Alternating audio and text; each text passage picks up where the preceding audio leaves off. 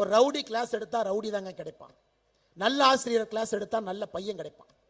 அதனால் இந்த கூட்டு களவாணிகள். அமைச்சர் சேகர்பாபு சென்னையின் ரவுடி ஷீட்டர் என பாஜக மாநில தலைவர் அண்ணாமலை கடுமையாக விமர்சித்துள்ளார். திருச்சியில் தேசிய கல்விக் கொள்கையை ஆதரித்து பேசிய அவர் இவ்வாறு ஆவேசமாக பேசியுள்ளார்.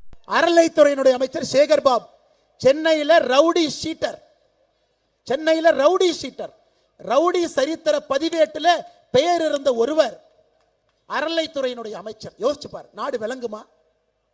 அமைச்சர் ரகுபதி பக்கத்து மாவட்டம், அவர் மேலேயே வருமானத்துக்கு அதிகமாக சொத்து சேர்த்தாருன்னு கேஸ் நடந்துகிட்டு இருக்கு. அவர் தான் சிறைத்துறை நீதித்துறையினுடைய அமைச்சர். நாடு விளங்குங்களா?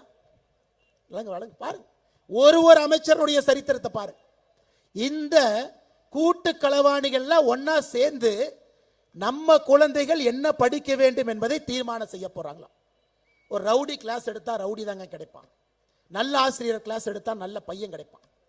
அதனால் இந்த கூட்டு களவாணிகள், சிறைக்கு சென்றவர்கள், மக்கள் பணத்தை கொள்ளையடித்தவர்கள், ரவுடிகளாக இருந்தவர், கள்ளச்சாராயம் காய்ச்சினவங்க, இவங்கெல்லாம் சேர்ந்து தமிழ்நாட்டினுடைய கல்விக் கொள்கை எப்படி இருக்க வேண்டும் என்பதை பற்றி பேசிக் கொண்டிருக்கின்றார். நீங்க அதை ஏத்துக்குவீங்களா?